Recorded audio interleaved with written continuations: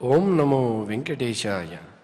రమం రాక్షసమర్దనం రఘుపతిం శక్రారివిధ్వంసినం సుగ్రీవేప్సితరాజ్యదం సురపతేః పుత్రాంతకం శార్ంగిణం భక్తానామభయప్రదం భయహరం పాపౌఘ విధ్వంసినం సీతాసేవితపాదపద్మయుగళం రామం భజే శ్యామలం. లోకకంటకులైన రాక్షసులందరినీ కూడా మర్దించి మానవాళికి ఆదర్శభూతుడై నిలిచిన ఆ శ్రీరామచంద్ర ప్రభువుకి రూపాంతరభూతుడైన శ్రీ వెంకటేశ్వర స్వామి యొక్క దివ్య అనుగ్రహ విశేషంతో మనం ప్రతిరోజు నాదనీరాజన వేదికగా శ్రీమద్ రామాయణాంతర్గత అయోధ్యాకాండ ప్రవచన పారాయణ కార్యక్రమాన్ని భక్తి శ్రద్ధలతో నిర్వహించుకుంటూ ఉన్నాం. నేడు కూడా యథావిధిగా మనం ఈ నాదనీరాజన వేదికలో ఈ కార్యక్రమాన్ని నాదోపాసనతో ప్రారంభించుకోవడం పరిపాటి కాబట్టి చక్కనైన సంకీర్తనతో ఈ కార్యక్రమానికి శుభారంభం పలుకుదాం. ఓం నమో వెంకటేశాయ.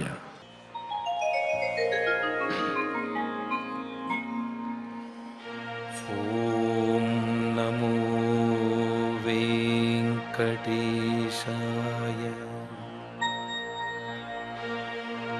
హరి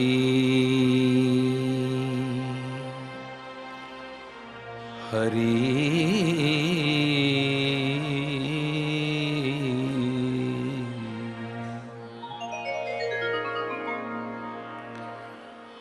హరి నీవే సర్వాత్మకుడవు, హరి నీవే సర్వాత్మకుడవు,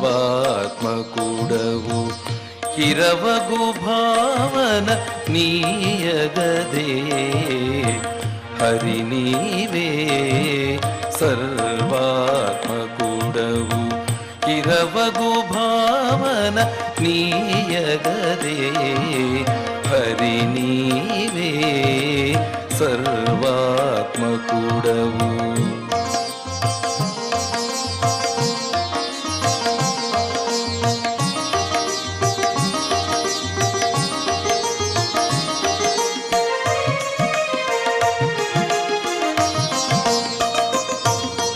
చూడక మానవు చూచేటి కన్నులు ఏడనేవైన ఇతరములు, చూడక మానవు చూచేటి కన్నులు ఏడనేవైన ఇతరములు, నీడలనింత నీ రూపములని, నీడలనింత నీ రూపములని, ఈడువడని తెలివియగదే, నీడలనింత నీ రూపములని, ఈడువడని తెలివియగదే, హరి నీవే సర్వాత్మకుడవు, ఇరవగు భావన నీయగదే, హరి నీవే సర్వాత్మకుడవు.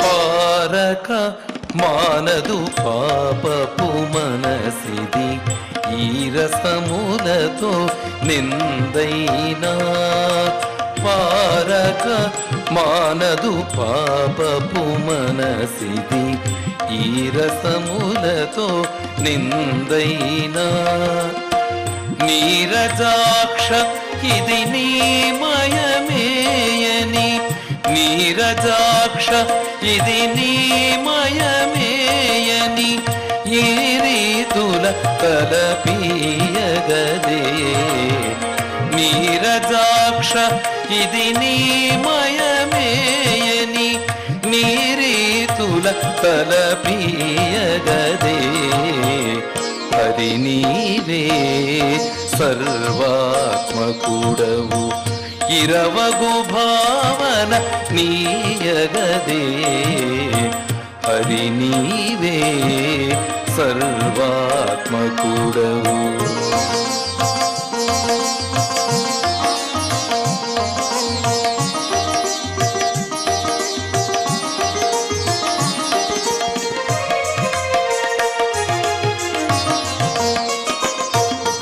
కలుగక మానవు కాయపు సుఖములు ఇలలో పలగలవెన్నైనా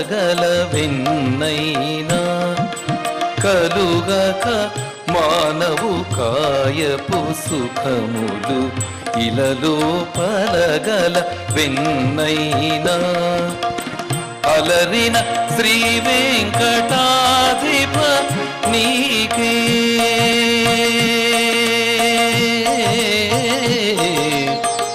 హరి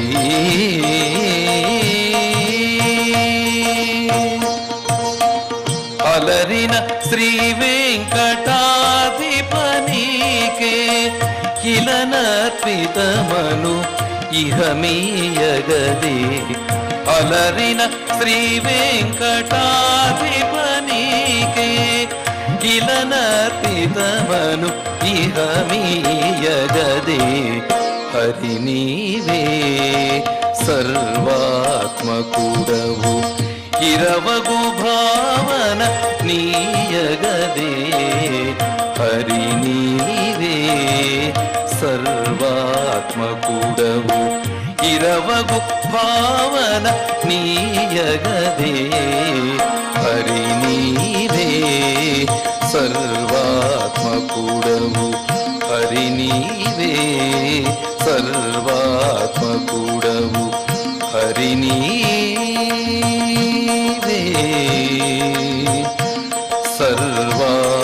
సర్వాత్మకుడవు.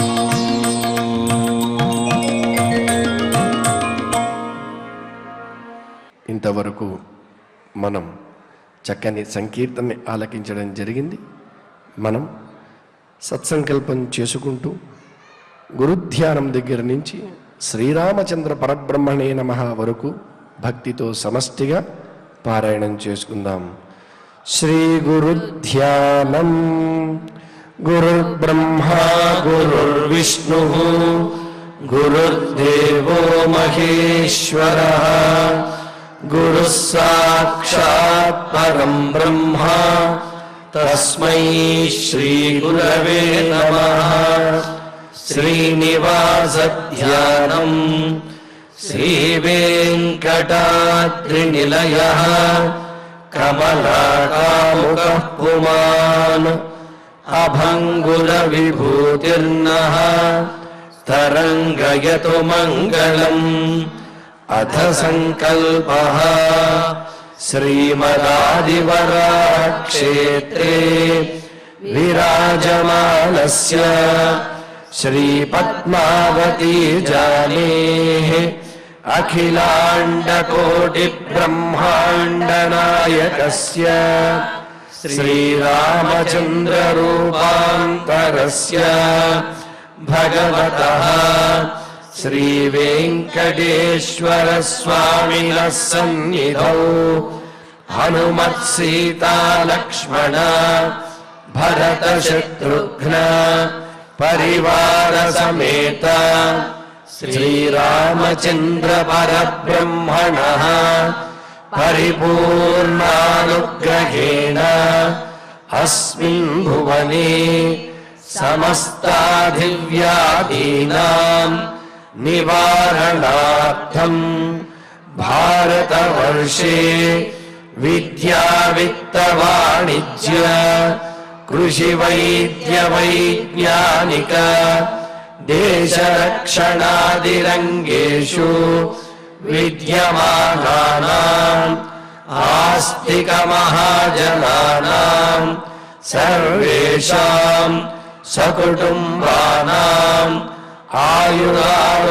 ఆయురారోగ్యైశ్వర్య సద్బుద్ధి ఇత్యాది సర్వశుభఫలప్రాప్త్యర్థం ధర్మాచరణద్వారా శ్రీరామరాజ్యస్య పునర్వ్యవస్థాపనార్థం ఉద్యోగార్థినాం సముచితోద్యోగప్రాప్త్యర్థం దంపతీనాం అనుకూలదాంపత్యసిద్ధ్యర్థం సంతానస్య పితృవాక్యపరిపాలనానుకూల బుద్ధిప్రచోదనార్థం సకలకార్యసిద్ధ్యర్థం గోసంరక్షణార్థం చ శ్రీమద్వాల్మీకి రామాయణే అయోధ్యాకాండే యథాశక్తి శ్లోకవ్యాఖ్యాన పురస్సరం ఏకవింశ సర్గ శ్లోకపారాయణం తథా శ్రీధన్వంతరి మంత్రపారాయణం చ అన్యోన్య సాహాయ్యేన ఆచార్యముఖేన కరిష్యామహే. శ్రీవాల్మీకి ప్రార్థనా కూజంతం రామ రామేతి మధురం మధురాక్షరం ఆరుహ్య కవితాశాఖాం వందే వాల్మీకి కోకిలం. శ్రీ ఆంజనేయ ప్రార్థనా మనోజవం మారుతతుల్య వేగం జితేంద్రియం బుద్ధిమతాం వరిష్టం వాతాత్మజం వానరయూథముఖ్యం శ్రీరామదూతం శిరసా నమామి. శ్రీరామాయణ ప్రార్థనా వాల్మీకి గిరి సంభూత రామసాగరగామిని పునాతి భువనం పుణ్య రామాయణ మహానది. శ్రీరామ ప్రార్థనా అయోధ్యాఖ్యేతు గుర్వర్ధే త్యక్త్వా రాజ్యం గిరౌ వసన్ పాదుకే భరతాయాదాత్ స రామః శరణం మమ. శ్రీరామచంద్ర పరబ్రహ్మణే నమః.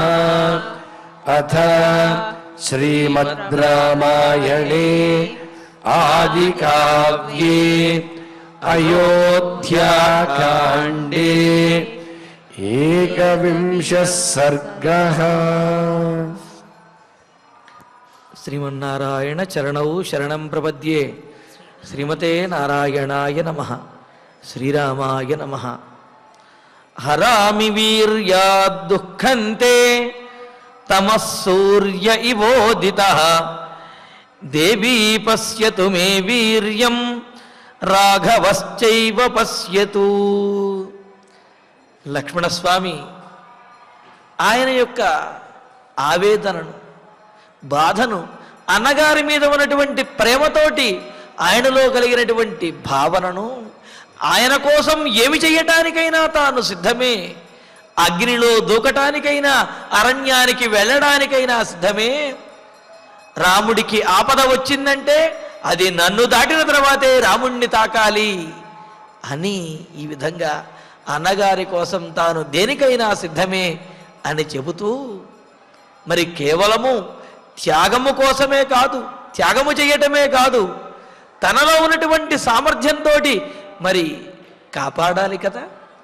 మరి క్షత్రియుని యొక్క ధర్మం క్షతాత్కిలత్రాయత ఇత్యుదగ్ర క్షత్రస్య శబ్దో భువనేషు రూఢ అని చెప్పి, రాజుగారు చాలా గొప్పవారండి, గొప్ప శౌర్యవీర్య పరాక్రమాలు కలిగిన వాళ్ళు, ధనుర్విద్య పారంగతుడు, యుద్ధ విద్యలలో ఆరితేరినటువంటి వాడు అని ఇంత గొప్ప పేరు తెచ్చుకోవటం అనేది కాదు. ఆ గొప్ప పేరుకు తగిన విధంగా సమయానుసారంగా సందర్భోచితంగా ఆ శౌర్యవీర్య పరాక్రమాలను వినియోగించి ధర్మాన్ని కాపాడగలిగినప్పుడే క్షత్రియ వంశంలో జన్మించినందుకు ఆ జన్మ సార్థకత పొందుతుంది. అస్త్ర విద్యలన్నీ కూడా అభ్యసించినందుకు ఆ విద్యకు కూడా సార్థకత అనేది సిద్ధిస్తుంది. అంతేగాని గొప్ప క్షత్రియ వంశంలో జన్మించడం వలన లేకపోతే గొప్పగా విద్యలను అభ్యసించడం వలన మాత్రమే అక్కడ గొప్ప పేరు రాదు, అవి సార్థకం అవ్వవు. వాటిని గొప్పగా వినియోగించినప్పుడే అవి గొప్ప పేరుని తెస్తాయి, అవి సార్థకం అవుతాయి. అందుకని ఇప్పటి వరకు ఏమన్నాడు, అసలు దశరథ మహారాజుకి ఇంతటి ధైర్యం ఎక్కడ వచ్చింది? నాతోటి నీతోటి వైరం పెట్టుకుని కైకేయికి ఈ రాజ్యాన్ని ఇచ్చి భరతునికి పట్టాభిషేకం చేయాలి, భరతునికి రాజ్యాన్ని కట్టబెట్టాలి అనే ఆలోచన రావడానికి కారణములు ఏమై ఉంటాయి? ఏమిటి? ఆ వరం ఇచ్చాడనే కారణంతో పరాక్రమవంతులమైన ధర్మవరంలోనటువంటి మనతోటి శత్రుత్వాన్ని పెట్టుకుంటున్నాడు అని అంటూ, రాముడి కోసం ఏమి చేయటానికే నా సిద్ధము అని అంటూ యుద్ధాన్నైనా ప్రకటిస్తాను తండ్రి మీద అని అంటూ చెబుతున్నాడు. ఉదిత సూర్య తమహ ఇవ. అమ్మా, నువ్వు దిగులు పడవద్దు, నాకు కనుక అనుజ్ఞ ఇచ్చినట్లయితే ఉదిత సూర్య, ఉదయించినటువంటి బాలభాస్కరుడు ఆ సూర్యుడు, తమహ ఇవ, చీకటిని పారద్రోలినట్టుగా చీకటినన్నింటినీ కూడా పటాపంచలు చేసినట్లుగా, అదేవిధంగా అవీర్యాత్, నా పరాక్రమంతో, నా పరాక్రమం అనే తేజస్సుతోటి తే దుఃఖం ఆరామి. తల్లి, నీకు కలుగుతున్నటువంటి ఈ దుఃఖం ఏదైతే ఉందో, అన్నగారు వనవాసానికి వెళ్ళేటటువంటి ఈ దుఃఖం ఏదైతే ఉన్నదో, ఈ దుఃఖాన్ని నా పరాక్రమంతో నేను తొలగించి వేస్తాను అని అంటున్నాడు. సూర్యుడు ఉదయిస్తే ఏ విధంగా అయితే చీకటి ఉండదో, చీకటి పారిపోతుందో, వెళ్ళిపోతుందో, అదేవిధంగా నేను ధనుస్సు పట్టు గనక నిలబడి యుద్ధం చేసినట్లయితే నీకు బాధలు కూడా ఉండవు, నీ బాధ కూడా ఆ విధంగా, నీ దుఃఖము కూడా తొలగిపోతుంది. అయితే అనుజ్ఞ అనేది కావాలి. అంటే చూడండి, ఇక్కడ ఎంత సామర్థ్యం ఉన్నప్పటికీ కూడా వారి అనుమతి అనేది కావాలి. అనేది అనుమతి కోసం లక్ష్మణస్వామి వేచి చూస్తున్నాడు, ఎదురు చూస్తూ ఉన్నాడు. అందుకనే ఏమంటున్నాడు, సూర్యుడు ఉదయించినప్పుడు చీకటి పోయినట్టుగా నా పరాక్రమంతో నీ బాధను, ఈ దుఃఖాన్ని, రామ వనవాసాన్ని ఆపేస్తాను, ఆ దుఃఖాన్ని పోగొట్టేస్తాను. వెలుతురు వస్తే చీకటి పోయినట్టుగా నా పరాక్రమంతో ఈ బాధలన్నింటినీ కూడా పోగొడతాను. దేవి, తల్లి కౌసల్యాదేవి, మే వీర్యం పశ్యతు, నా పరాక్రమాన్ని ఇక పైన నువ్వు ఇప్పటి వరకు కూడా నీవు నా యొక్క బాల్యాన్ని, నా మీద వాత్సల్యాన్ని చూపించారు, మా బాల్యాన్ని, మా యుద్ధ విద్య అభ్యాసాన్ని, వీటినన్నింటినీ కూడా వీక్షించారు. కానీ పైగా విన్నారు కూడా. ఎందుకు అంటే రామలక్ష్మణుడు విశ్వామిత్రుడితో పాటు ఆ యాగ సంరక్షణం కోసం వెళ్ళినప్పుడు ఆ రాక్షసులను ఎదుర్కొన్నటువంటి తీరు, అదేవిధంగా ఆ విశ్వామిత్రుడి యాగ సంరక్షణ ఆ సందర్భంలో మారీచువాహుల్ని ఎదుర్కొన్నటువంటి తీరు, ఇవన్నీ కూడా అందరూ చెప్పుకుంటూ ఉంటే ఈ అయోధ్యానగరంలో ఉన్నటువంటి ప్రజలు విన్నారు. అలాగే కౌసల్య, సుమిత్ర వీళ్ళందరూ కూడా ఆ రామలక్ష్మణుల యొక్క ఆ పరాక్రమం గురించి, యుద్ధ విద్య నైపుణ్యం గురించి చాలా గొప్పగా విన్నారు, కానీ చూడలేదు. అసలు ఆ సందర్భంలో రామలక్ష్మణులు యుద్ధం చేస్తూ ఉంటే విశ్వామిత్రుడి యొక్క యాగ సంరక్షణ చేయటం కోసం ఒక ప్రక్కన విశ్వామిత్రుడు ఆ స్వాహాకారములు చేయిస్తూ యజ్ఞం చేస్తూ ఉన్నాడు. మరొక ప్రక్కన యాగశాల చుట్టూ రామలక్ష్మణులు ఆ ధనుస్సుని చక్రాకృతిలో తిప్పుతూ ఎటు కావాలంటే అటు తిరుగుతూ ఇరువురు కూడా ఆ చుట్టూ వస్తున్నటువంటి రాక్షసులందరినీ కూడా ఎదుర్కొంటూ ఉన్నాడు. ఎదుర్కొంటూ ఉంటే విశ్వామిత్రుడికి ఆ యాగం చేయటము యందు మనస్సు నిలబడటం లేదుట. సహజంగా అయితే యాగాన్ని పూర్తిగా మనస్సు పెట్టి ఆ యాగం మీద దృష్టిని పెట్టి చేయాలి. మరి అంతటి శక్తి కలిగిన వాడు బ్రహ్మర్షి విశ్వామిత్రుడు యాగం మీద దృష్టి పెడుతూనే ఉన్నాడు. కానీ ఈ రామలక్ష్మణుల యొక్క పరాక్రమము, అదేవిధంగా వారిలో మొక్కబోనటువంటి ఆత్మవిశ్వాసము, చెక్కు చెదరనటువంటి వారి యొక్క చిరునవ్వు, అవన్నీ చూస్తూ వారు ఆ విధంగా యుద్ధం చేస్తూ ఉంటే బాలకులు 12 సంవత్సరముల బాలకులు ఈ విధంగా భయంకరమైనటువంటి రాక్షసులతోటి యుద్ధం చేస్తూ ఉంటే ఒక ప్రక్క విశ్వామిత్రుల వారు యాగాన్ని చేస్తూ ఉన్నారు. మరొక పక్క మరొక కంటితోటి రామలక్ష్మణుని చూస్తూ ఆనందిస్తూ ఉన్నారట. అంత అంటే ఏమిటి, యుద్ధము కూడా అంత అందంగా గోచరించింది విశ్వామిత్రుల వారికి. మిగతా వారందరూ కూడా యుద్ధం చూస్తూ ఉన్నారు. మరి ఆ యుద్ధం అంత భయంకరంగా ఉన్నదన్నమాట. మరి అంత గొప్పగా రామలక్ష్మణుడు తమ పరాక్రమాన్ని ప్రదర్శించినటువంటి తీరు కౌసల్య వీరందరూ కూడా పూర్వం విన్నారు, చెవులతో విన్నారు. కానీ ఇక్కడ లక్ష్మణుడు ఏమంటున్నాడు, అమ్మా నా పరాక్రమాన్ని ఇప్పుడు మీరు కన్నులారా చూచేటటువంటి తరుణం వస్తున్నది. ఏమిటి, కావున నా పరాక్రమంతో మీకు కలిగినటువంటి దుఃఖాన్ని నేను పోగొట్టేస్తాను, కాబట్టి నా పరాక్రమాన్ని మీరు చూచెదరుగాక అని అంటూ, ఇంకా రాఘవశ్చైవ పశ్యతు. రాఘవ అనేదానికి ఇక్కడ రెండర్థాలు చెబుతారు. ఇక్కడ రాఘవ అంటే రఘువంశంలో జన్మించినటువంటి వాడు, రాఘవుడు అంటే రాముడు అనే అర్థం మనం చెప్పుకుంటాం. రాముడు అనే అర్థం కూడా ఉన్నది కదా. మరి అలాగా అమ్మా నీవు నా పరాక్రమాన్ని చూస్తావు, అన్నగారు మా అన్నగారు రామచంద్రమూర్తి కూడా నా పరాక్రమాన్ని ఇప్పుడు చూస్తారంటే ఏమిటి, రాముడు తిరగబడి యుద్ధం చేయడు, యుద్ధం చేయవలసి వస్తే నేనే చేయవలసి వస్తుంది.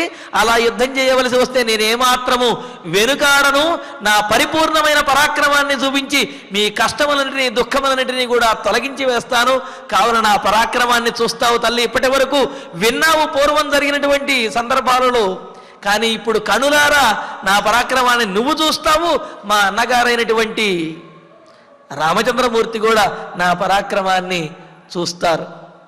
మరో మాట ఏమిటి అంటే రాఘవ పశ్యతు, నా పరాక్రమాన్ని మా తండ్రి గారు దశరథ మహారాజు కూడా చవి చూస్తాడు అని చెప్పి ఇక్కడ అంటే తండ్రితోటి సాక్షాత్తుగా యుద్ధం చేయటానికైనా సరే తాను సిద్ధమే అనే విషయాన్ని ఇక్కడ లక్ష్మణస్వామి చాలా సూటిగా చెప్పేస్తున్నాడు. ఎంతటి ధైర్యం అంటే ఇక్కడ ఆ దశరథుడి నుంచి ఆవిర్భవించిన దశరథుడి నుంచి పుట్టినటువంటి లక్ష్మణస్వామి దశరథుణ్ణి ఎదుర్కోవటానికి ఏమాత్రము వెనుకాడటం లేదు. దీనికి కారణం రాముని మీద ఉన్నటువంటి ప్రేమ, అవ్యాజమైనటువంటి అవినాభావ సంబంధం. అందుకని ఏమంటున్నాడు, నా పరాక్రమాన్ని తల్లివైనటువంటి నీవు చూస్తావు, మా అన్నగారు రామచంద్రమూర్తి చూస్తాడు. ఇంకా చెప్పాలంటే తండ్రి గారు రాఘవుడు అంటే రఘువంశంలో జన్మించిన వాడే కదా దశరథ మహారాజు కూడా. అందుకని ఆ దశరథ మహారాజు కూడా నా పరాక్రమాన్ని చూస్తాడు. ఏదో దేవాసుర సంగ్రామంలో రాక్షసులతో యుద్ధం చేయటం కాదు, లక్ష్మణుడితో యుద్ధం అంటే సామాన్యం కాదు అని చెప్పి ఆయన అంత గొప్పగా ఆ పరాక్రమంతో ఇలా మాట్లాడుతున్నాను అన్నమాట. ఏమని అంటున్నాడు, మే వీర్యం పశ్యతు, నా పరాక్రమాన్ని తల్లి నీవు చూస్తావు, రామచంద్రమూర్తి అలాగే దశరథ మహారాజు కూడా నా పరాక్రమాన్ని చూస్తాడు. ఎందుకు అంటే దశరథుడు కూడా ఇంతకుముందు ఆ విశ్వామిత్రుని యాగ సంరక్షణ సమయంలో అలాగా ఆ రాక్షసులతో చేసినటువంటి యుద్ధాన్ని గురించి విని ఎంతో ఆనందించి ఉంటాడు దశరథ మహారాజు మా పరాక్రమం గురించి విని. ఇక ఇప్పుడు ప్రత్యక్షంగా చూసి ఎదుర్కొని ఆనందిస్తాడు అన్నట్లుగా తండ్రితోటి యుద్ధం చేయటానికి కూడా తాను సిద్ధమే అనే విషయాన్ని లక్ష్మణస్వామి చాలా స్పష్టంగాను ఆ విధంగా తెలియచేస్తూ అన్నగారి మీద ఉన్నటువంటి ప్రేమను వ్యక్తపరుస్తూ ఉన్నాడు. మరి ఇంత గొప్పగా ఇంత పరాక్రమంతో అంటే ఏమిటి, ఇంత శౌర్యంతో లక్ష్మణస్వామి మాట్లాడుతూ ఉన్నాడు. ఏదైనా సిద్ధము అని అంటున్నాడు, యుద్ధం చేస్తాను అంటున్నాడు. రాముడు అలా నుంచుని ఉంటే చాలు, ఆ రాజ్యాన్ని తీసుకువచ్చి రాముడికి పాదాక్రాంతం చేస్తాను, పాదముల చెంత ఉంచుతానంటున్నాడు. నీకు ఆపద వచ్చింది అంటే అది నన్ను దాటి రావాలి అంటున్నాడు. నువ్వు కష్టపడవలసిన అవసరం లేదు, అను చాలు, ఈ రాజ్యంలో నీకు ఎదురనేదే లేకుండా చేస్తాను అంటున్నాడు. రాముణ్ణి చేయమని అంటలేదు, తానే చేస్తాను అని అంటున్నాడు. ఇందులో తన స్వార్థమేమీ లేదు, రాముని యందు ప్రేమ మాత్రమే ఉందని చెప్పి ఇలా ఘంటాపథంగా చాలా గొప్పగా తెలియజేస్తూ ఉంటే, మరి ఇదంతా వింటున్నటువంటి కౌసల్యాదేవి సహజంగా అయితే సామాన్యమైనటువంటి తల్లి అయినట్లయితే ఏమంటుంది, నాయన నువ్వు నీ తండ్రి గారి మీద రాముడితో ఏమంటుంది, నువ్వు నీ తండ్రి గారికి ఎదురు చెప్పలేవు, కానీ నువ్వు చెప్పకపోయినా ధర్మంగా లక్ష్మణుడు యుద్ధం చేస్తానంటున్నాడు కదా, సరే వాడిని కాస్త యుద్ధం చేయని, ఈ ఆపద తొలుగుతుంది అని చెప్పి సామాన్యమైన తల్లి అయితే ఆ విధంగా అంటుంది. కానీ కౌసల్యాదేవి అటువంటిది కాదు. అందుకనే ఏమంటుంది, ఏతత్తు వచనం శ్రుత్వా లక్ష్మణస్య మహాత్మనః ఉవాచ రామం కౌసల్య రుదంతి శోకలాలస. కౌసల్యాదేవిలో ఇంకా ఆ శోకం పెరుగుతూ ఉన్నది. ఎందుకు పెరుగుతూ ఉన్నది అంటే, లక్ష్మణస్వామి మాటల్లో కూడా తేలినది ఏమిటి అంటే, రాముడికి అన్యాయంగా వనవాసం చేయవలసినటువంటి పరిస్థితి దాపురించింది. సుగుణాభిరాముడు ధర్మాత్ముడైనటువంటి రాముడికి ఈ శిక్ష ఏమాత్రము తగనటువంటిది అనేది తెలుస్తున్నది. పైగా రాముడి కోసం తాను ఏదైనా చేయడానికి సిద్ధము అని చెప్పి సుమిత్ర కుమారుడైనటువంటి సౌమిత్రి లక్ష్మణుడు ఇలా అంటున్నాడు. లక్ష్మణుడే ఏదైనా చేయడానికి సిద్ధపడుతున్నాడు, కానీ తాను మాత్రం తన భర్తకు ఎదురు చెప్పలేనటువంటి స్థితిలో ఉన్నానే, అటువంటిది రాముడు కూడా ఎదురు తిరగలేనటువంటి స్థితిలో ఉన్నాడే. కానీ ఇది తప్పనటువంటి పరిస్థితి వస్తున్నది. లక్ష్మణుడు మాట్లాడినటువంటి ప్రతి మాట కూడా సత్యమే కదా, కానీ అది ఆ విధంగా చెయ్యి అని చెప్పి అనటానికి కౌసల్యాదేవికి నోరు రావటం లేదు. ఎందుకంటే తండ్రి మీద తిరగబడండి అని చెప్పి తల్లి తన నోటితోటి చెప్పదు కదా, తన భర్తకు ఎదురు నిలబడండి అని చెప్పి తల్లి నోటితోటి ఏ భార్య కూడా చెప్పదు కదా. మరి అందుకని ఆ తల్లి అయినటువంటి కౌసల్య అటు భర్తకు ఎదురు తిరగలేక, ఇటు లక్ష్మణస్వామి చెప్పినటువంటి మాట కూడా సత్యమే కావున దీనిని కాదనలేక, రామచంద్రమూర్తి తటస్థంగా ఉండేటప్పటికీ ఆయన యొక్క స్వభావాన్ని చూచి ఇంతటి ధర్మాత్ముడిగా ఈ విధమైనటువంటి కష్టం కలిగింది అని బాధతోటి ఆమె శోకము మరింతగా పెరిగిపోయి బాధపడుతూ ఉన్నది. మహాత్మనః, గొప్పవాడైనటువంటి మహాత్ముడైనటువంటి వాడైన లక్ష్మణస్య, లక్ష్మణుని యొక్క, అంతే కదా, సామర్థ్యాన్ని ప్రేమను కేవలం కలిగి ఉండటం కాదు, సమయం వచ్చినప్పుడు వాటితోటి వారికి ఉపయోగపడటము, సమయం వచ్చినప్పుడు వారి కోసం తమ ప్రాణములనైనా సరే అడ్డువేసి వారిని కాపాడడానికి ప్రయత్నించడం, అది ప్రేమ అనిపించుకుంటుంది. కానీ మామూలుగా ఉన్నప్పుడు సాధారణమైనటువంటి స్థితిలో నాలుగు చివరి నుంచి 4 ప్రేమ పూరితమైనటువంటి మాటలు, ముఖప్రీతి మాటలను ఊరికినే మాట్లాడుతూ, నీ మీద నాకు ప్రేమ ఉంది, మా అన్నగారంటే నాకు ప్రేమ, మా అమ్మా నాన్న అంటే నాకు ప్రేమ, నేను వాళ్ళని విడిచి ఉండలేను అని ఈ విధంగా ఊరికినే నాలుగు చివరి నుంచి మాటలు చెబితే ఏం ప్రయోజనము? కానీ ఇక్కడ రామాయణంలో గమనించినట్లయితే మాటలు చెప్పేవాళ్ళు ఎవరూ లేరు, అందరూ కూడా చేతలలో చూపించినటువంటి వారే, ముఖ్యంగా రామచంద్రుడు, ఆ తర్వాత లక్ష్మణస్వామి అన్నమాట. రామచంద్రుడు కేవలం చేతలలోనే చూపిస్తాడు, లక్ష్మణస్వామి మాటలు చేతలు రెండూ కూడా కలిగినటువంటి వాడనమాట. అందుకనే ఇక్కడ లక్ష్మణస్వామి చూడండి, కేవలం ఏదో నోటి చివరి నుండి మాటగా వచ్చినటువంటి మాటలు కాదు, నా అన్నగారి మీద నాకు త్రికరణ శుద్ధిగా ప్రేమ అనేది ఉన్నది అనే మాట ప్రతిజ్ఞ ద్వారానే ఇంతకుముందు తెలియజేశాడు. మరి ఇలాగా అన్నగారి మీద అంత అవ్యాజమైనటువంటి ఇంత ప్రేమను చూపిస్తున్నటువంటి లక్ష్మణుని చూసేటప్పటికీ లక్ష్మణుని మీద కూడా ప్రేమ ఉప్పొంగుతూ ఉన్నది కౌసల్యాదేవికి. మరి రాముడికి వచ్చినటువంటి ఆ ఆపద, లక్ష్మణునికి ఉన్నటువంటి ప్రేమ, ఇవి చూచేటప్పటికీ కౌసల్యకు దుఃఖము మరింత పెరుగుతూ ఉన్నదన్నమాట.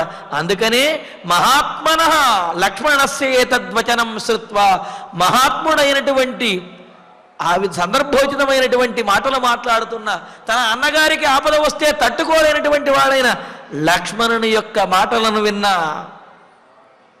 కౌసల్యాదేవి రుదంతి, మరింతగా రోధిస్తూ ఏడుస్తూ, కౌసల్య శోకలాలస, కౌసల్య శోకానికి వశమైపోయినటువంటిదాయి.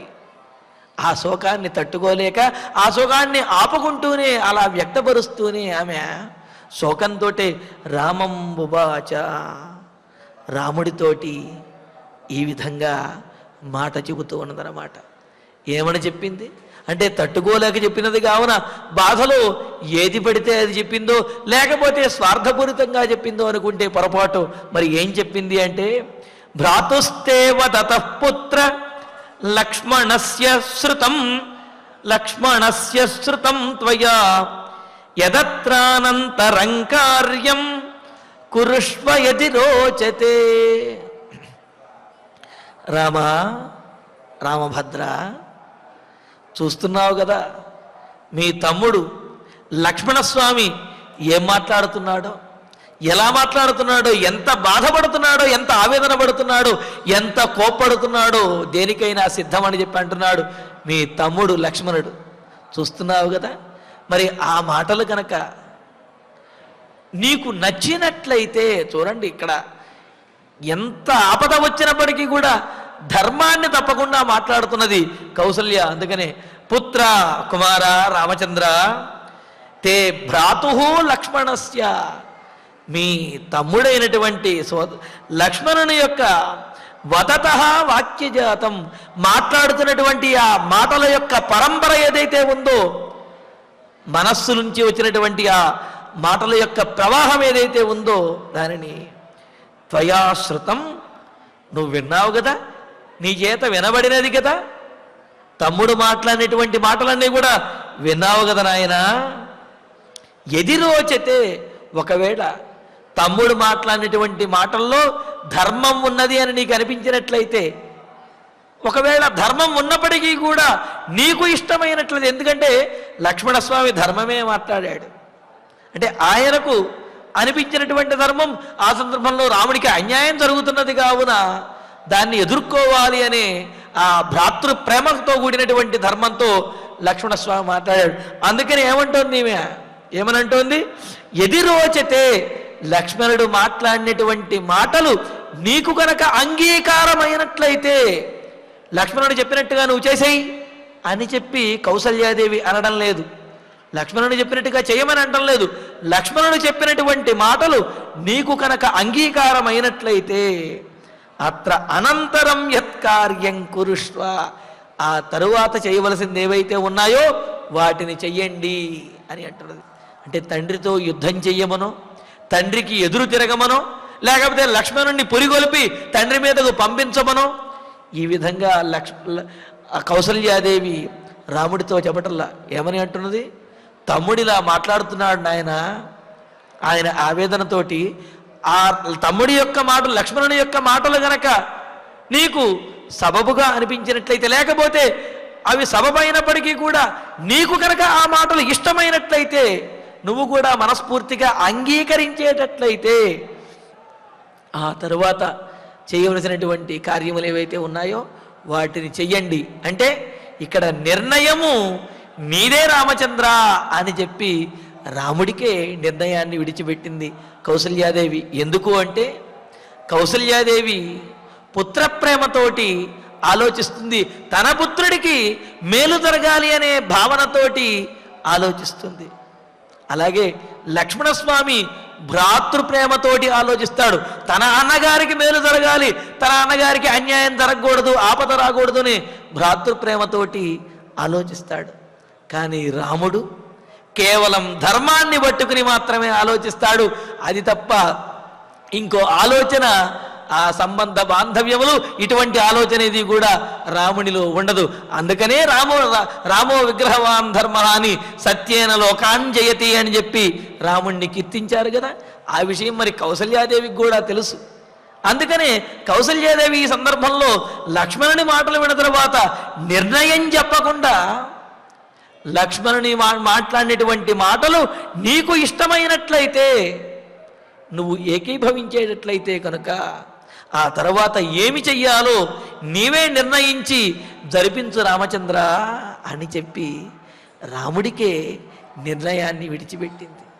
ఎందుకు అంటే రాముడు ఏ నిర్ణయం తీసుకున్నా అది ధర్మపరమై ఉంటుంది, ధర్మానుకూలంగా ఉంటుంది అనే విషయం కౌసల్యాదేవికి తెలుసు. కావున ఈ ఉద్వేగపూరితమైనటువంటి దుఃఖకరమైనటువంటి సన్నివేశంలో తాను తీసుకునే నిర్ణయం అయినప్పటికీ కూడా అది కొంత అధర్మాన్ని కలుగజేయవచ్చునేమో.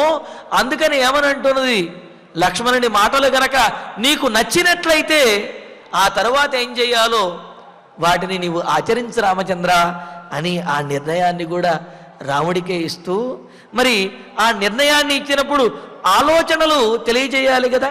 నిర్ణయం మీరు తీసుకోండి, ఆ ఆలోచనలు అయితే ఈ విధంగా ఉన్నాయి అని చెప్పి ఆలోచనలను అదేవిధంగా పక్షముల యొక్క ఆ వాదనలు కూడా వినిపించాలి కదా.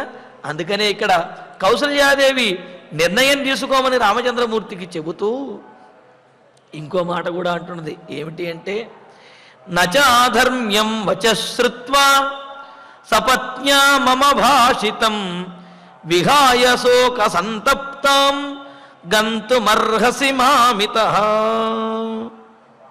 ఇక్కడ ఇంకో మాట కూడా అంటున్నాడు. కౌసల్యాదేవి అంటున్నది, నా సవతి అయినటువంటి కైకేయీదేవి ఆమె స్వార్థపూరితంగా కోరినటువంటి కోరికను అంగీకరించడానికి నా భర్త దశరథుడు ఈ విధమైనటువంటి నిర్ణయాన్ని తీసుకున్నాడు అని చెప్పి అంటూ ఇక్కడ అంటున్నదన్నమాట. ఏమని? నచాధర్మ్యం వచశ్రుత్వ సపత్న్యా మమ భాషితం విహాయ శోక సంతప్తం గంతుమర్హసి మామితః అని అంటూ లక్ష్మణుడు చెప్పినటువంటి దాంట్లో కొంత సత్యం ఉంది నాయన అని అంటున్నదన్నమాట. అంటే ఏమిటి? లక్ష్మణుడు చెప్పినటువంటి మాట కౌసల్యాదేవికి నచ్చింది, కానీ ఆ మాటను పాటించు అని చెప్పడానికి మాత్రం కౌసల్యాదేవికి సాక్షాత్తుగా నోరు దాకా ఈ విధంగా అంటున్నదన్నమాట. మమ సపత్న్య, నాకు సవతి అయినటువంటి కైకేయ భాషితం, కైకేయి చేత మాట్లాడినటువంటి, కైకేయి కోరినటువంటి అధర్మ్యం వచః, అధర్మపూరితమైనటువంటి ఆ మాటలు ఏవైతే ఉన్నాయో ఆ మాటలను శ్రుత్వా విని శోక సంతప్తాం మాం, శోకంతో మునిగిపోయినటువంటి దాన్ని, శోకము చేత దహించబడుతున్నటువంటివైన నన్ను విడిచి వెళ్ళడం మాత్రం ఏమాత్రం అది న్యాయం కాదు నాయన. నా సవతి ఏదో అధర్మపరమైనటువంటి కోరిక కోరితే ఆ సవతి మాటను తీర్చడం కోసం నీవు నన్ను విడిచిపెట్టి వెళ్ళడం ఎంతవరకు న్యాయం రామచంద్ర? మరి లక్ష్మణుని అన్న మాటలో సత్యమైతే ఉంది నాయన. ఆమె కోరిక కోసం నీవు నన్ను విడిచిపెట్టి వెళ్ళడం ఇది ఏమాత్రం ఇది ధర్మం కాదు కదయ్యా అని చెప్పి అంటున్నది. అందుకని ఇంకో మాట కూడా అంటున్నది, ధర్మజ్ఞగిది ధర్మిష్ఠో ధర్మం చరితుమిచ్చసి శుశ్రూషమామిహస్థత్వం చరధర్మమనుత్తమం. లక్ష్మణుడు మాట్లాడినటువంటి మాటల్లో కొంత ధర్మం ఉన్నది అని చెప్పి కౌసల్యాదేవి యొక్క ఉద్దేశ్యము అనేది దీని ద్వారా తెలుస్తున్నది. లక్ష్మణుడు మరొక మాట కూడా అన్నాడు, మనకు అధిక పాఠంలో కనిపిస్తూ ఉన్నది ఇంతకుముందు మాటల్లోనే. హనిష్యే పితరం వృద్ధం కైకేయి ఆసక్త మానసం కృపణంచ స్థితం బాల్యే వృద్ధభావేన గర్హితం అని అంటూ ఇంతకుముందు కూడా మనం అనుకున్నాం. లక్ష్మణుడు తండ్రిని వధించడానికైనా సిద్ధము అని కూడా అన్నాడు కదా. మరి లక్ష్మణుడు అంత మాట అన్నాడు అంటే ఊరికినే అంత మాట అనడు కదా. తాను మాట్లాడేటువంటి మాటల్లో ధర్మం ఉన్నది అని భావించాడు, కావున ఆ విధంగా మాట్లాడాడు. లక్ష్మణుని యొక్క కోపంలో న్యాయం ఉన్నది. అయితే ఇక్కడ కౌసల్యాదేవి లక్ష్మణుడు చెప్పినట్టుగా తండ్రికి ఎదురు తిరగండి, లేకపోతే తండ్రిని వధించేయండి, రాజ్యాన్ని స్వాధీనం చేసుకోండి, మీకు ఎదురు తిరిగిన వారిని అణచివేయండి అని ఇటువంటి మాట ఏమీ చెప్పటం లేదు. చెప్పకుండా లక్ష్మణుడు చెప్పినటువంటి మాటలు నీకు కనుక ఇష్టమైనట్లయితే ఆ మాటలను పాటించు. సరే, ఏదేమైనప్పటికీ కూడా నా సవతి అయినటువంటి కైకేయి కోరినటువంటి ఆ కోరికను అనుసరించి నీవు నన్ను విడిచిపెట్టి వెళ్ళడం మాత్రం నేను తట్టుకోలేను ఆయన. నువ్వు అలా విడిచిపెట్టి వెళ్ళడం అది చాలా దారుణంగా ఉంటుంది, దాన్ని నేను తట్టుకోలేను, అలా విడిచిపెట్టి వెళ్ళడం ధర్మం కాదు అని అంటూనే మరి ఏమంటుంది? ధర్మజ్ఞ, ధర్మం తెలిసినటువంటి వాడా అంటే ఏమిటి?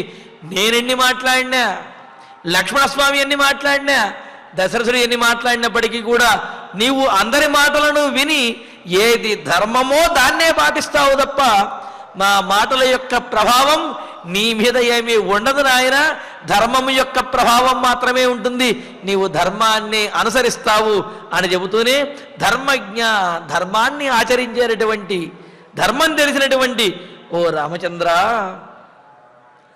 మాం శుశ్రూష మాం, నన్ను సేవించవలసినటువంటి ధర్మము, సేవించవలసినటువంటి బాధ్యత నీ మీద ఉంది కదయ్యా అని అంటూ ధర్మిష్ఠ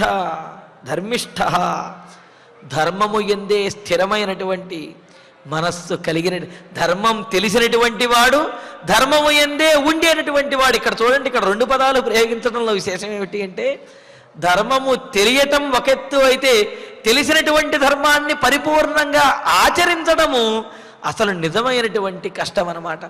ధర్మాన్ని తెలుసుకోవటం ఎంతోమంది తెలుసుకోవచ్చు, కానీ ధర్మాన్ని ఆచరించటం అది కొందరికి మాత్రమే సాధ్యమవుతుంది. అందులోనూ కూడా ధర్మాన్ని తెలుసుకోవటము, ఆ తెలుసుకున్నటువంటి ధర్మాన్ని పరిపూర్ణంగా ఆచరించడం అనేది రాముని వంటి వాడికే చెల్లింది. ఆ రాముణ్ణి ఆదర్శంగా తీసుకున్నటువంటి ధర్మరాజు మొదలైనటువంటి వారికి మాత్రమే చెల్లిందనమాట. అటువంటి వారు ఇంకా చాలామంది మనకు గోచరిస్తారు. అంటే చాలామంది అంటే కొంత తక్కువ మంది మాత్రమే మనకు గోచరిస్తారు. ఎందుకంటే ధర్మం తెలిసినటువంటి వారు చాలామంది ఉండవచ్చు. అందుకనే ఒక సందర్భంలో అంటారు కదా, జానామి ధర్మం నచమే ప్రవృత్తి, జానామ్యధర్మం నచమే నివృత్తి, కేనాపి దేవేన హృది స్థితేన యథా నియుక్తోస్మి తథా కరోమి అని మహాభారతంలో ఒకనొక సందర్భంలో అంటారు. నాకు ధర్మం తెలుసు, కానీ ఆ ధర్మాన్ని నేను పాటించలేను. నాకు అధర్మం తెలుసు, కానీ ఆ ధర్మాన్ని నేను విడవలేకపోతాను. దుర్యోధనుని వచనం అనుకుంటా ఇది సహజంగా. నాకు అధర్మం కూడా తెలుసు, కానీ నేను ఆ అధర్మాన్ని విడవలేకపోతున్నాను అని అంటాడు. అంటే ఏమిటి? తెలుసుకోవటం అనేది ఒక ఎత్తు అయితే, తెలుసుకోవటం అనేది కష్టము అని అనుకుంటే, ఆ తెలుసుకున్నటువంటి దాన్ని పాటించటము అనేది చాలా కష్టం. అందుకని ఇక్కడ ఏమంటోంది? ధర్మజ్ఞ అని సంబోధించింది.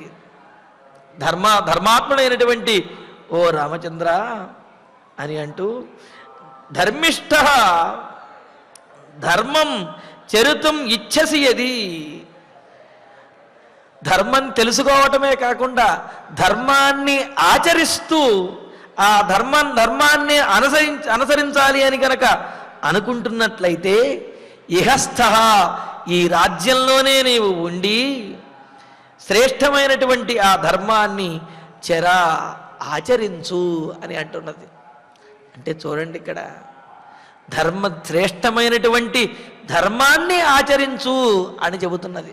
ఇంతకుముందు కూడా మనం అనుకున్నాం కదా, ఇది తల్లి కుమారుడికి చెప్పవలసినటువంటి మాటలన్నమాట.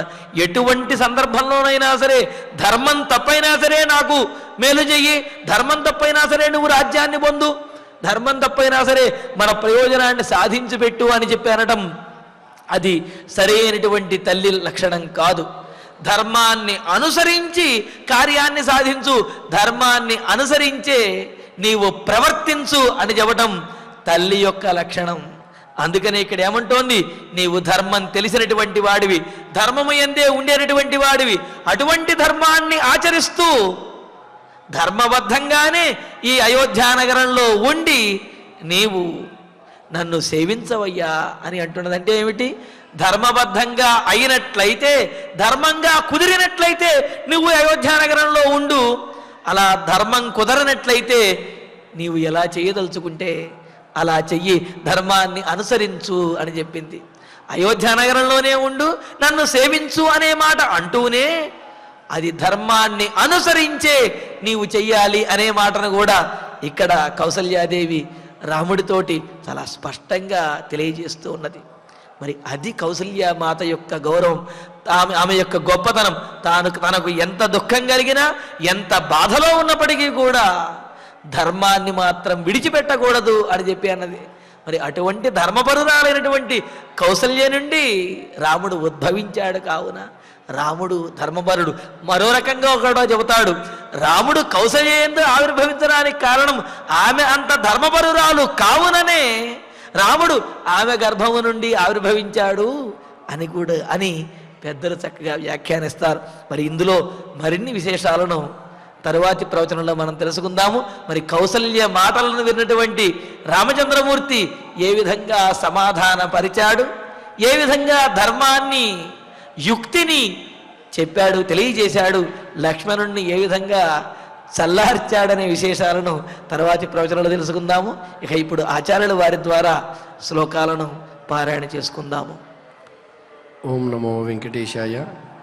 బాల్యాత్ ప్రభృతి సుస్నిగ్ధో లక్ష్మణో లక్ష్మీవర్ధనః రామస్య లోకరామస్య భ్రాతుర్జ్యేష్ఠస్య నిత్యశః అని రాముని విడచి ఉండలేనటువంటి తత్వం లక్ష్మణుడిది.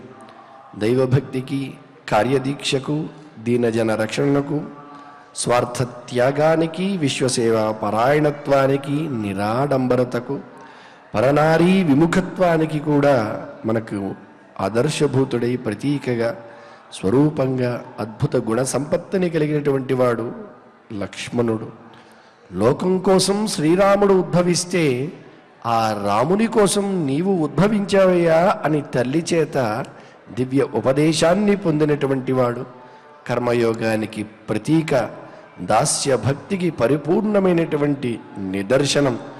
చివరికి రాముని యొక్క పరిపూర్ణ అనుగ్రహాన్ని ఎంత పొందాడు లక్ష్మణుడు అంటే, లక్ష్మణుడు మూర్ఛిల్లితే శ్రీరామచంద్ర ప్రభువే స్వయంగా సీత వంటి భార్య నాకు వెతికితే దొరకచ్చేమో కానీ లక్ష్మణ, నీ వంటి సోదరుడు మళ్ళీ ఎక్కడైనా నాకు లభిస్తాడా అని అంతటి అనుగ్రహానికి పాత్రుడైనటువంటి లక్ష్మణుని యొక్క వైభవాన్ని మనం చక్కగా ఆచార్యముఖంగా ఇంతవరకు విన్నాం. నిరంతరము ఇటువంటి ఆదర్శభూతమైనటువంటి ధర్మాన్ని ప్రతిపాదించేటువంటి ధర్మతత్వాన్ని కలిగినటువంటి ధర్మో రక్షతి రక్షితః అనే ధ్యేయవాక్యాన్నే ప్రమాణంగా పెట్టుకున్న తిరుమల తిరుపతి దేవస్థానముల ద్వారా, శ్రీ వెంకటేశ్వర భక్తి ప్రసార మాధ్యమం ద్వారా నిరంతరము ధర్మ పరిరక్షణలో భాగస్వామ్యం అయ్యేటువంటి శక్తిని ఆ ధర్మాత్ముడైన శ్రీనివాసుడు మనకందరికీ అందించాలని సంకల్పించుకుంటూ శ్రద్ధగా శ్లోకాలను పారాయణ చేసుకుందాం. హరామి వీర్యా దుఃఖంతే, హరామి వీర్యా దుఃఖంతే, తమః సూర్య ఇవోదితః, తమః సూర్య ఇవోదితః, దేవీ పశ్యతు మే వీర్యం, దేవీ పశ్యతు మే వీర్యం, రాఘవశ్చైవ పశ్యతు, రాఘవశ్చైవ పశ్యతు, హనిష్యే పితరం వృద్ధం, హనిష్యే పితరం వృద్ధం, కైకేయ్యాసక్తమానసం, కైకేయ్యాసక్తమానసం, కృపణం చ స్థితం బాల్యే, కృపణం చ స్థితం బాల్యే, వృద్ధభావేన గర్హితం, వృద్ధభావేన గర్హితం, ఏతత్తు వచనం శ్రుత్వా, ఏతత్తు వచనం శ్రుత్వా, లక్ష్మణస్య మహాత్మనః, లక్ష్మణస్య మహాత్మనః, ఉవాచ రామం కౌసల్యా, ఉవాచ రామం కౌసల్యా, రుదంతి శోకలాలసా, రుదంతి శోకలాలసా, భ్రాతుస్తే వదతః పుత్ర, భ్రాతుస్తే వదతః పుత్ర, లక్ష్మణస్య శ్రుతం త్వయా, లక్ష్మణస్య శ్రుతం త్వయా, యదత్రానంతరం కార్యం, యదత్రానంతరం కార్యం, కురుష్వ యది రోచతే, కురుష్వ యది రోచతే,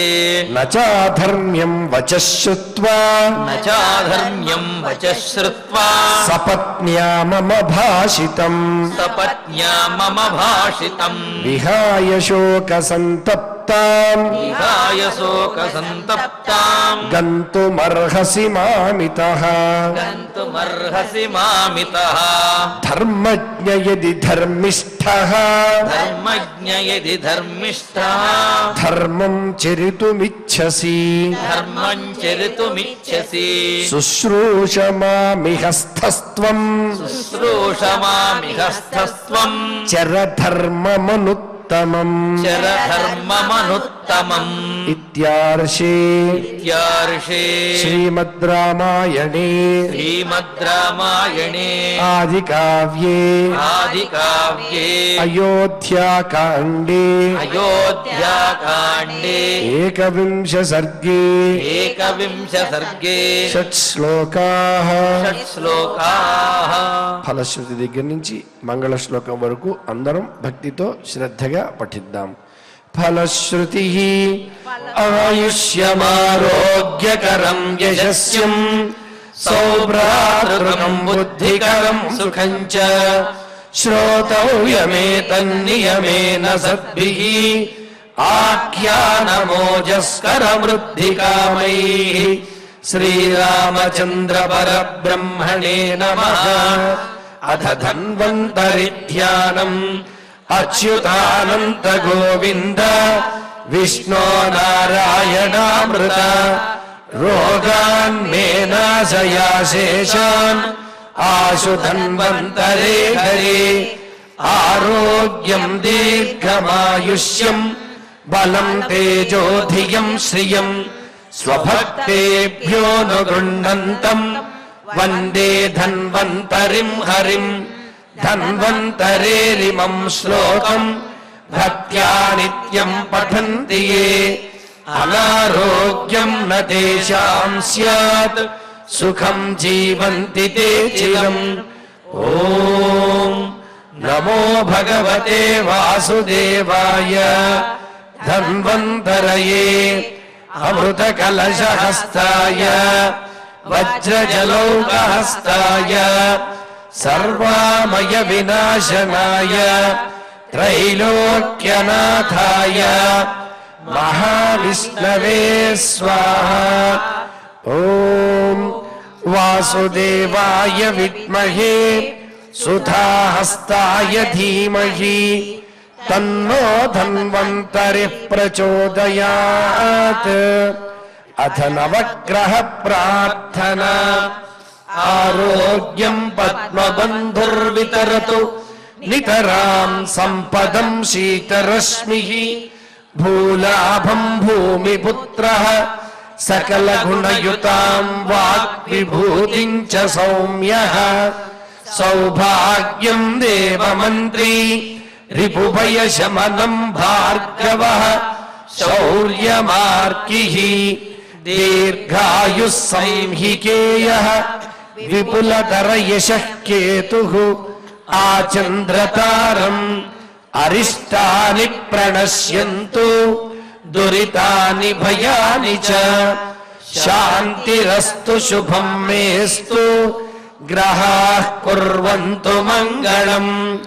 అథ క్షమా ప్రార్థనా యదక్షరపదభ్రష్టం మాత్రాహీనం చ యద్భవేత్ తత్సర్వం క్షమ్యతాం దేవ నారాయణ నమోస్తుతే.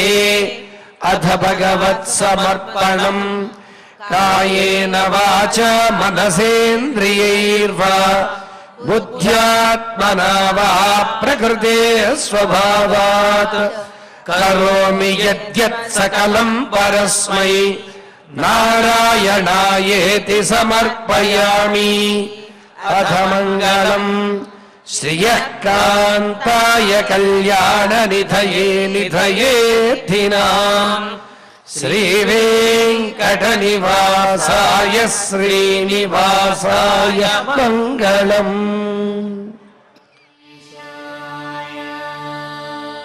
భక్తులకు విజ్ఞప్తి, 17వ తారీఖు నుండి రేపటి నుండి ధనుర్మాసోత్సవంలో భాగంగా తిరుప్పావై ప్రవచనము ఉదయం 7 గంటలకు నిర్వహించబడుతుంది. కావున మన శ్రీమద్ రామాయణం అయోధ్యకాండ ప్రవచన పారాయణ కార్యక్రమం తిరుప్పావై అనంతరం 8 గంటల నుంచి 9 గంటల వరకు మన అయోధ్యకాండ ప్రవచన పారాయణ కార్యక్రమం నిర్వహించబడుతుంది.